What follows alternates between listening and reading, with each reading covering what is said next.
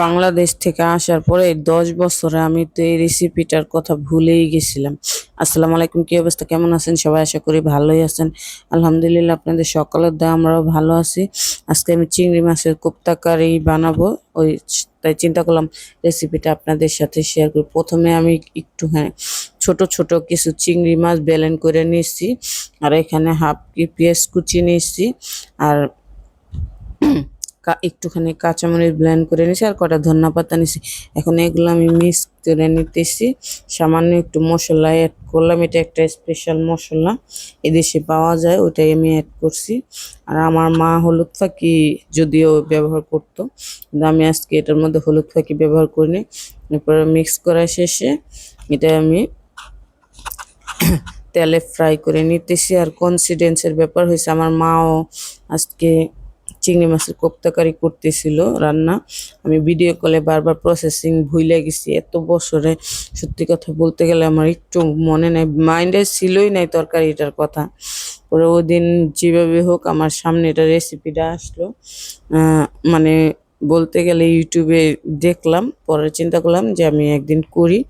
পরে যেমন কথা তেমন কাজ, আমার হাজবেন্ডের দিয়ে কিছু গুঁড়া চিংড়ি মাছ, এই তরকারিটা রান্না করলে আমি গুঁড়া চিংড়ি মাছে আমার মারে দেখতাম সবসময় ইউজ করতো। তারপরে তো বড়াগুলো ভাইজা নিতেছি। আমার মার বড়া নাকি ভাঙা গেছে। আমার মা আমার ফোনে বলতেছিল যে আমি যে চিংড়ি মাছের জন্য বড়া করছি, বড়াটা ভাঙা গেছে, সুন্দরভাবে হইতেছে না।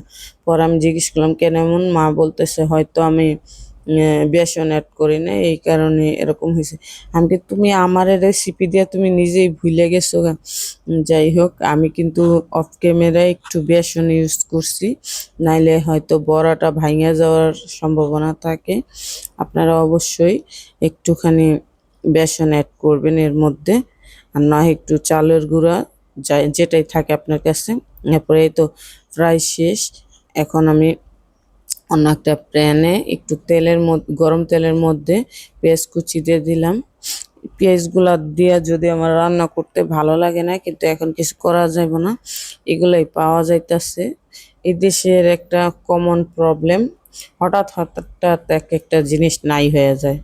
মানে এই আছে, হঠাৎ এটা আর পাওয়া যাবে না, 2-4 মাস আর কি এটার আর কোনো খোঁজ থাকবে না। পেঁয়াজ হোক, রসুন হোক, আদা হোক, যাই হোক, চাইলেও দেখা যায়, ভাতের চাইলেও দেখা যায় অনেক সময়, যেটা আমরা সব সময় খাই, দেখা যায় ওইটা হঠাৎ করে 1 মাস পাওয়া যাইতেছে না, তখন বাধ্য হয়ে আর একটা নিতে হয়।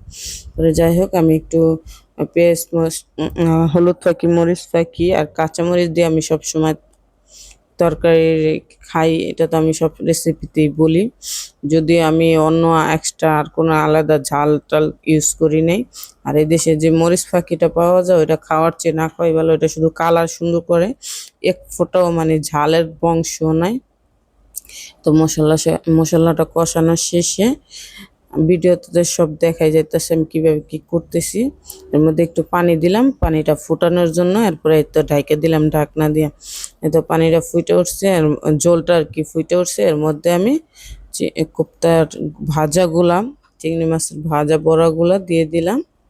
তারপরে এই তো মোটামুটি হয়ে গেছে আমার। বড়া দেওয়ার পরে 10 মিনিটের মতো আমি রাখছিলাম।